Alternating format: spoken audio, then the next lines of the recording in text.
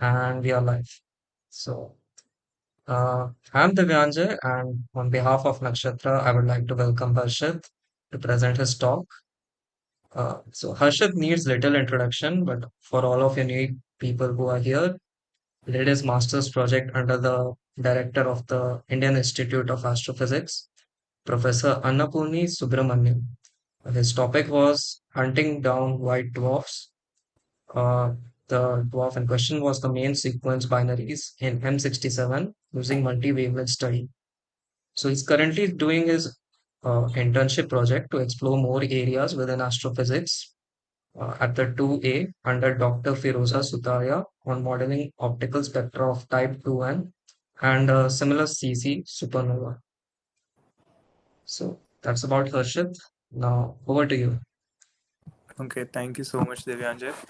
Um, hi everybody, I'm Harshit, and I am an alumni now, and I'm very sad about it. I wish I was still in college. Yeah, I was asking if all of you want to be an astrophysicist, or do you have something in mind, or I mean, does anybody has decided what they want to do, or you guys are still just exploring and coming to the talk, or I mean, just give me hi, hello, and I'll be fine. I think I all the people are not really similar. I mean, familiar. You guys are from 23 batch or 22 batch. I'm also looking at 22, 23. Okay. So first years and second years, right? Shelja. Yeah, there are like first year and second years. Okay. So Mostly. yeah. Nothing, go on. Okay. So I'll keep the introduction part a little longer, and I'll explain my work in the end, and I'll take only 5 to 10 minutes to explain what I have done. But I'll explain the science behind it more in this talk because mostly the students who are attending this talk, are in first year and second year. So let me just present my screen. Give me a second.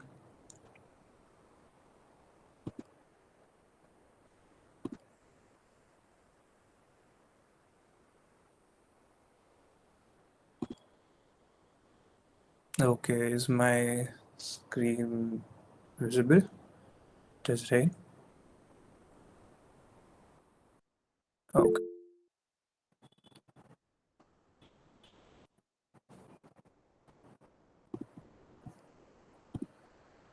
Okay, as I was saying, I have not really prepared any talk, and this is my master's thesis dissertation. So I think I'll be going with, okay, not this one, yeah. So first, I did my project under Professor Annapurni Subramaniam in IIA Bangalore, and my topic was hunting down main sequence and white dwarf binaries. Uh, I'll get started. So I've divided my talk in 5 chapters: introduction, data, and methodology analysis, conclusion. So starting with introduction. So my project was on stellar astrophysics. I'm not making it full screen if that's okay. Okay. So my project was in stellar astrophysics, my thesis. So stellar astrophysics is basically the study of stars. And there's a very beautiful picture of glittering stars in the night sky. And to understand stellar astrophysics, or to begin uh, studying stellar astrophysics, the most fundamental and basic thing would be studying the stellar evolution, how the stars are born and how they evolve and the cycle of it. And I think, I mean, most of you would be familiar with this. I mean, what is the cycle of star, how they evolve, and all the stages. But I'll still give you a brief in 2 minutes. So, talking about stellar evolution of a single star, and we can divide it in 3 categories mainly, which is one is low mass stars, stars less than 2.5 solar mass, then intermediate stars, and high mass stars. And all these three um, categories of stars undergo different star cycle. But everything starts with, sorry. So everything starts with only one thing, which is giant molecular cloud, a big cloud of hydrogen gas. And so this giant molecular clouds is usually divided into multiple fragments to start with. And all these multiple fragments will get a little bit scattered, and then in the individual, just 1 second. And in this each multiple fragments, uh, as all the fragments are still gases of hydrogen, they have a mass, and because of that they'll pull each other against each other and they'll collide because of gravity, and more collision will give rise to more heat and more pressure, and the pressure and temperature will keep on rising, and a protostar is born. So a protostar is not a star yet, but after that, it will keep getting hotter and hotter because of more pressure, and more temperature will keep getting uh, temperature will keep rising, and um, after some time, nuclear fusion is start and a star is born. Okay, so after that, this stage is called main sequence star, just when the star is born, and after that, the story of every star is different. So low mass stars will take a very long time to evolve.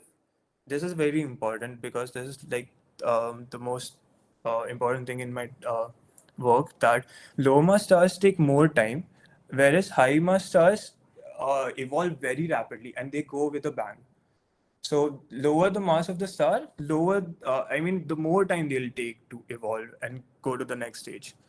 Okay, so low mass star will, after it has burnt all the hydrogen, it will become a white dwarf eventually, and high mass stars will go into a core collapse, which we call supernova, and then it will become a neutron star or a black hole and things like that. So, moving on, we can sub this. Okay. So yeah, very important thing. Obviously, we cannot observe a single star going through its whole life cycles, right? It's not possible. We all know that. So what do we do? So here's when star clusters come in picture. So if stars formed in this multiple fragments of giant molecular cloud are still bounded together after the formation of stars, they'll remain in a group because of the gravitation, and those groups we refer as clusters. So observation of stars and star clusters give us a very easy picture, complete picture, like because in the in the cluster, every star will be at different stages. So we'll be able to like construct a model like what um, cycle would look like. So uh, okay. Yeah, star clusters. So I'll talk more about star clusters.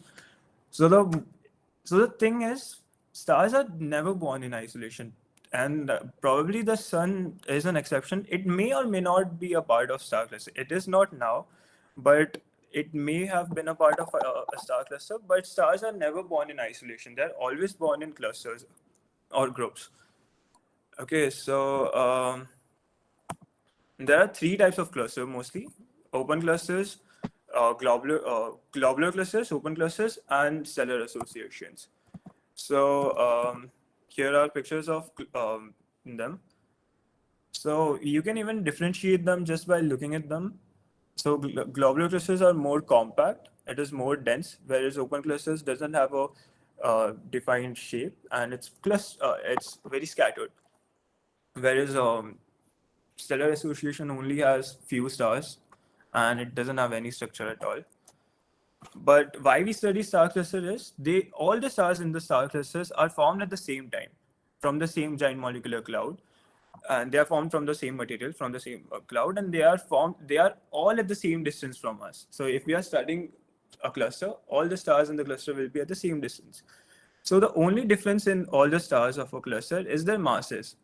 And as I said, that more the mass, more faster it will evolve. Lower the mass, slower the rate of evolution and all. So all the stars would be at different time in the stellar evolution. So looking at a star cluster, we can just look at every step of the star cycle. So that's why we study star clusters. Now, before I talk more about my work, the important topic is binary stars, so stellar multiplicity. So the thing is, in our universe, majority of the stars, like most of the stars, are uh, in multiple star system. Like they are binary or they are in a triple star system, and I mean very rarely stars are single. I would say. Uh, Yeah, so and these stars, we can call these stars as binary stars or triple star, multiple star systems. So most of these stars are formed as bound binary stars during their formation itself, and some of them become binary after some time by capturing one star or things like that. So we can not divide, we can classify binary stars as follows. I mean, how we can identify binary stars. So first is visual binaries. When we can optically resolve a binary star just by looking through a telescope, we can say it's a visual binary. So this is an example of a visual binary.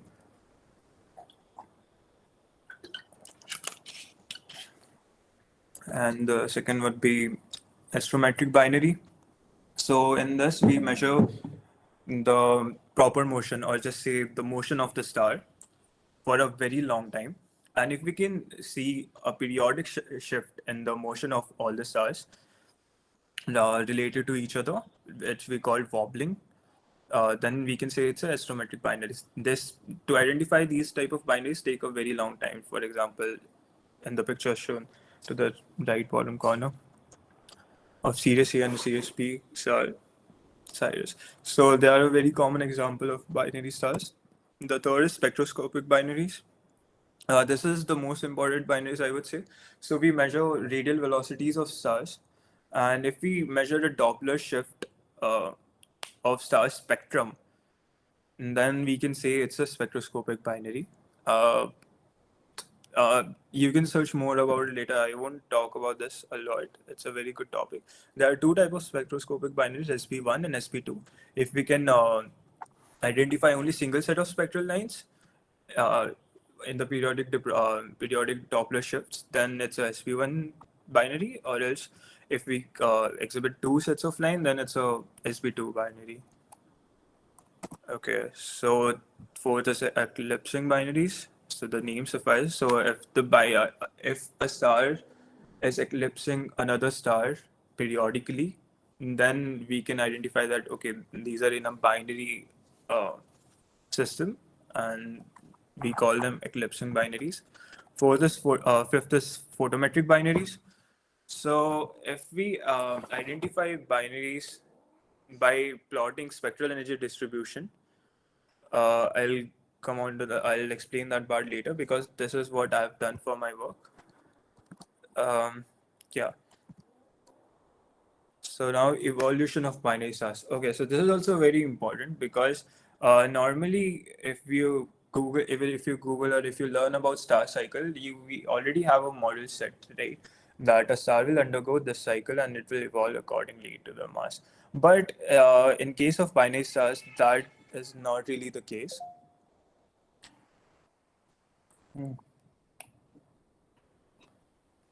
Okay, so when stars are in binary, the evolutionary scenarios for single stars are not really applicable because if their separation is if they interact with each other, they'll start transferring mass to one another.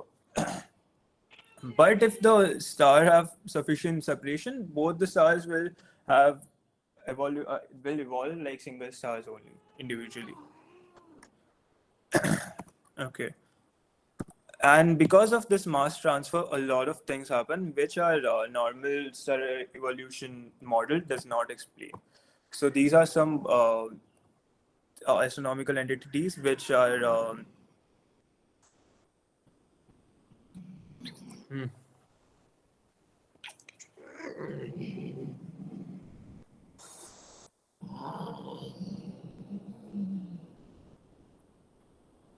Okay, sorry about that. So yeah, so blue sugar stars, yellow sugar star, um, subject. Just give me a second, okay?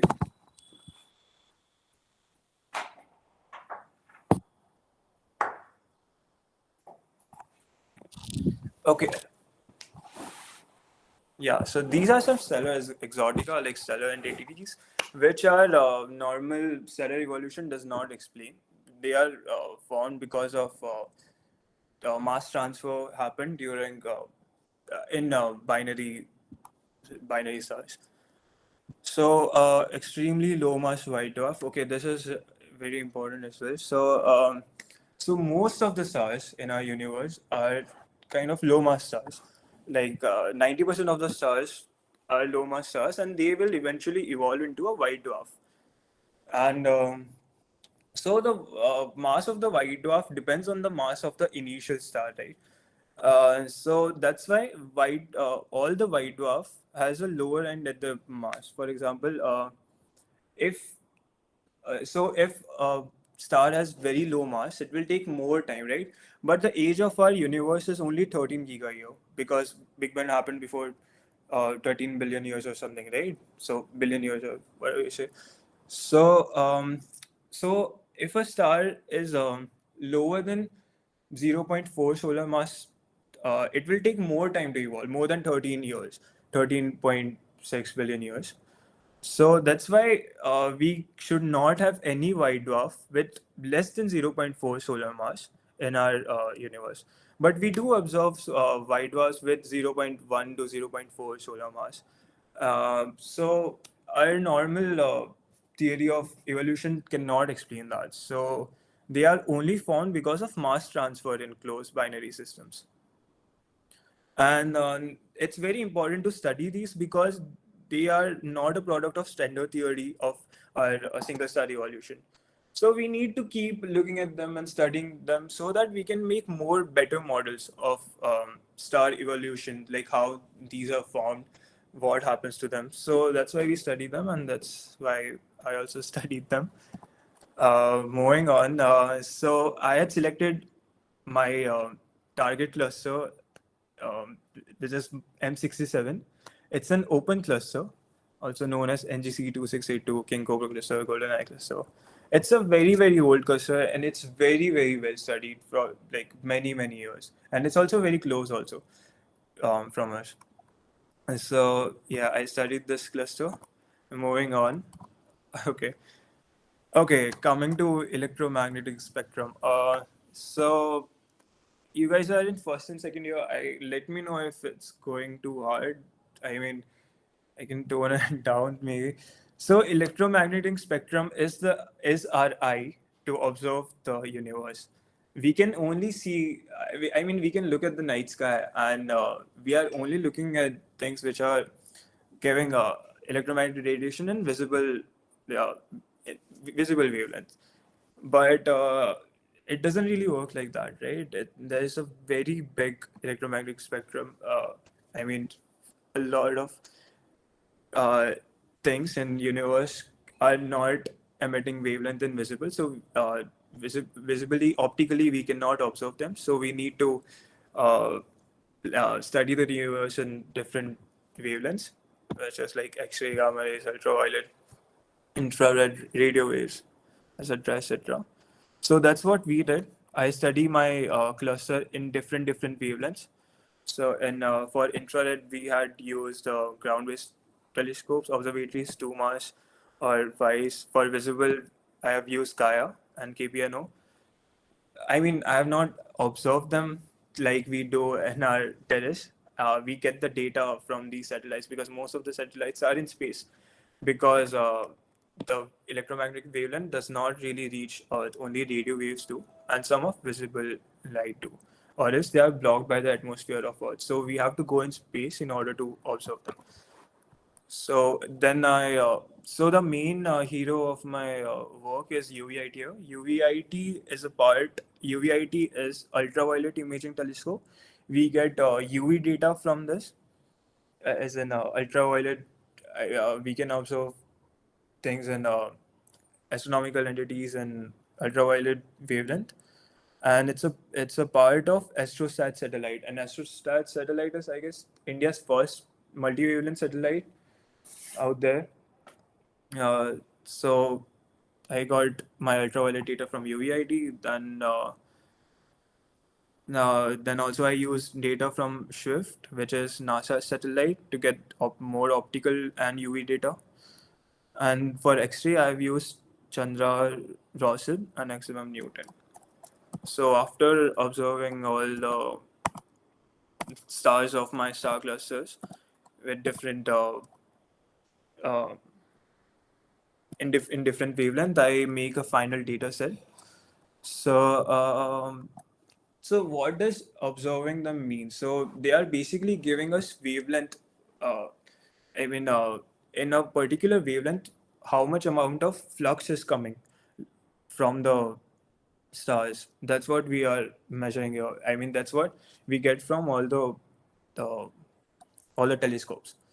So after that, we make a final data set. I think I'm stuck. Okay, it's working now. Okay. Okay, one more important thing. So just like we have latitude and longitudes to locate anything on Earth, in outer space, if we want to locate anything, any astronomical entity or anything, we use coordinates RA and DEC. You should study about them later if you are interested in astronomy, what RA and DEC means and how. So we usually use RA and DEC to coordinate or any star or anything. Okay, so using RA and DEC, uh, first thing we did was we did a crowding check. If any star had a neighbor star within 5 arcsecond circumference, we are not going to use that in our work because because the telescopes we are using cannot be that accurate, right? And they will take both the stars as one entity. So we removed 9 stars for our further work. Okay. Okay. So now using all these data, I have plotted spectral energy distributions. So SEDs are basically a graphical representation of how much amount of energy any astronomical object is emitting at a particular wavelength. Yeah, and that's what we observe from all the telescopes. So we constructed SEDs here by imaging all the stars across the electromagnetic spectrum. And this is an example of SED. And so SEDs are very important because just by plotting SEDs, just by taking how much energy any astronomical object is emitting at a different wavelength, by plotting them and by theoretically modeling this graph, we can get to know about the temperature of the star, like a lot of other parameters like temperature of the stars, luminosity of the stars, uh, log G of the stars. Log G is mm, mostly like gravitation of the stars, not exactly gravitation, but yeah, different matter. So that's why it's very important. Now we also, so what is a theoretical model? So theoretical model is when we make model on our paper, I would say, like theoretically as in using all the mathematical expression and how it should be if it has this wavelength at sorry, if it has this much energy and at this much wavelength, it should be something like this. So scientists make models uh, in theoretically, by mathematics and all. So by that we can fit our SEDs and we can get to know about parameters. So so usually what happened if we, for example, if we are, I don't know if you can see my mouse here, but if we plot any SED, um, sometimes what happened is, so we model it like in order to become a star, or just a star should have a graph like this. But sometimes what happened is graphs have graphs are not really similar to what we modeled them, right? So, for example, this happens. The model was supposed to be the red line, but the graph is coming like the green one. So, in this case, there is a UV excess. So, in the UV region, um, the flux is coming more than it should come. So the energy, so the star is giving more energy than it should have. Okay. Sometimes what happens, it gives more energy in IR region, like infrared region. So all this depicts different scenarios.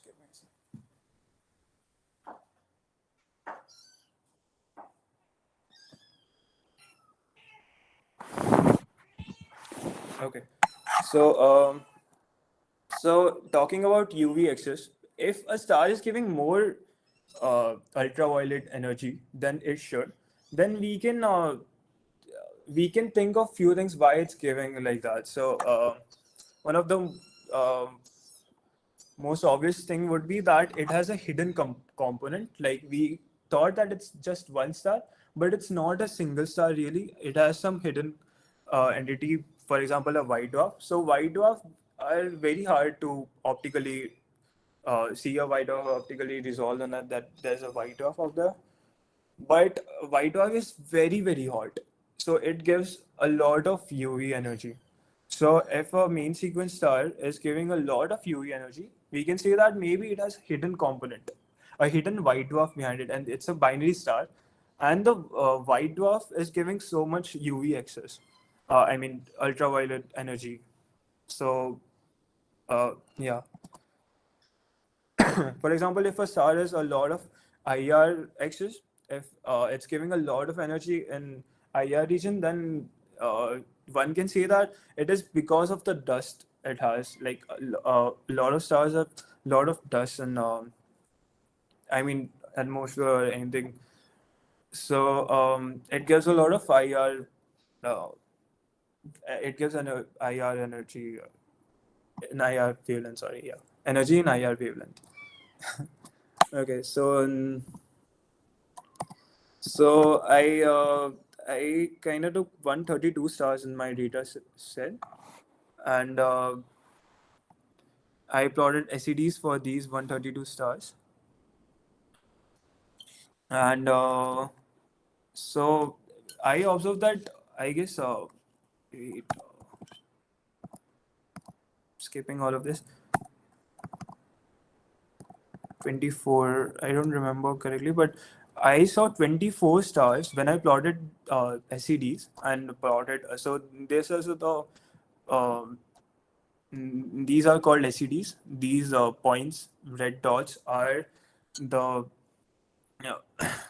are the measurements of their energy at different wavelength by different telescopes. For example, okay, it's I have not mentioned here. So all these points are given by different telescopes for the same star.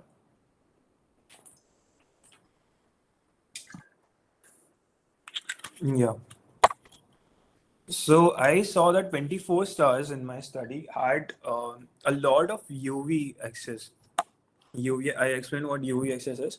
They had more UV than it should have, theoretically, mathematically, whatever you say. So we made a criteria that will select stars which has more than 3 points in UV region. I mean, more excess than it should have. So I think we found out 24 stars like that, and then we plotted a binary fit.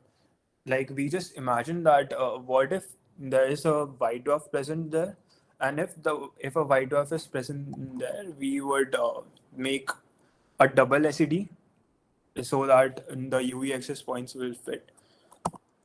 And by doing that, we'll get parameters of both the stars, white dwarf and the main sequence stars. So temperature, radius, luminosity, log G, etc.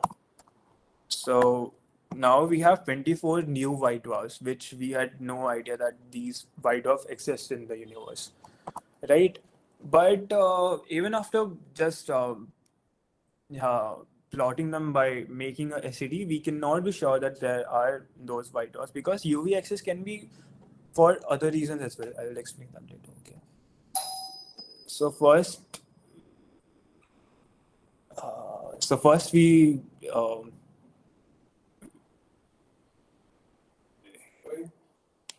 हाँ talk चल रहा है कौन हाँ एक minute कौन है अरे यार अंदर आ दो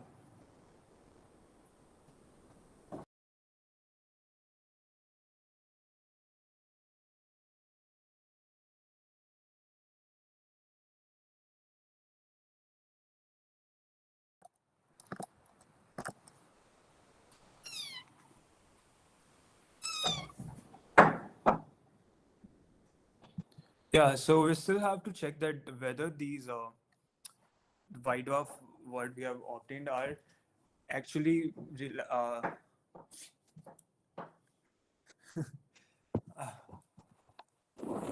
okay, are realistic or not. I mean, if it's possible or not in nature for real. So to do that, we plotted all the wide dwarfs on the HR diagram, which is luminosity versus temperature diagram. So we have models for wide dwarfs. So by if a white dwarf lies on these lines, we can get to know about the mass of the white dwarf. So white dwarf we got from the SEDs, the parameters we got from the SEDs. Um, these red circled white dwarfs uh, are not realistic at all because they would have mass more than 1.4 solar mass. But we know a very famous Chandrasekhar limit of 1.4 solar mass, which is a theoretical uh, upper limit of a white dwarf's mass to still remain a white dwarf. If a white dwarf has more mass, it's going to collapse on its own and it's going to become a black hole or a neutron star. And heaviest observed white dwarf in the universe is around 1.2 solar mass or something. Okay, but the thing is, the green circled white dwarfs have mass which is less than zero point 0.2, which is the I think zero point 0.4 we discussed earlier that zero point 0.4 would be the mass of a white dwarf, which is possible in the nature depending the age of the universe. But we are already observing white dwarfs which are less than zero point 0.2 solar mass. So it explains that they have undergone mass transfer, and basically our normal theory of stellar evolution does not explain them. So we need to study more about that so that we can model these stars. Like I mean, we can make a better uh, a better theory for star evolution. I'm sorry. Okay, so yeah, so then. So these red stars were not realistic at all. So we removed them from our uh, further study. And okay, X-ray also plays a very important role. So if any star has if we can measure X-ray for any star, uh, we cannot really say that it has a white dwarf. It may or may not have a white dwarf, but we cannot be sure from our study because our study is based on uh, excess UV flux, like more UV flux coming from the stars. But X-ray can contaminate the star to some degree because X-ray can indicate that the star can have hotspot or any chromospheric activities or any even coronal activities. So because of that, the UV excess coming from the star can be not just from a white dwarf but other things as well. So our parameters are not reliable anymore. So we need to exclude these stars as well. And radial, well, I'm gonna skip this. So basically, by studying all the stars, I have come to conclusion that we have found six new stars, which are we are sure that are binary stars. I mean, and so basically, we have found six new white dwarfs in M67 star clusters. So I have discovered six new white dwarfs in our universe, basically, in my master's project, and that's what my master thesis was about. I'm sorry for all the. Okay, there's a lot of people here. Yeah, and that's it, I think. Okay, so if anybody has any questions, then please Ask them now.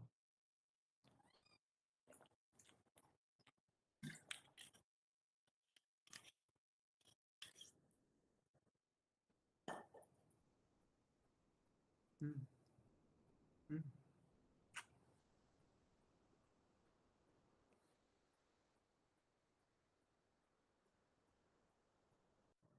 There are no more questions. I think we can end this meet.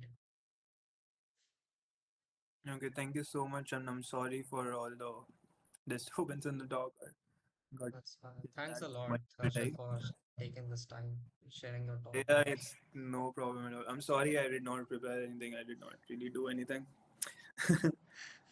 I mean, I believe everyone got to learn something new, and those I cats in your room definitely killed the boredom and made the talk more engaging. yeah, yeah. Okay, so I think we can end this meet. Okay. Thank you so much, people, Thank you. juniors.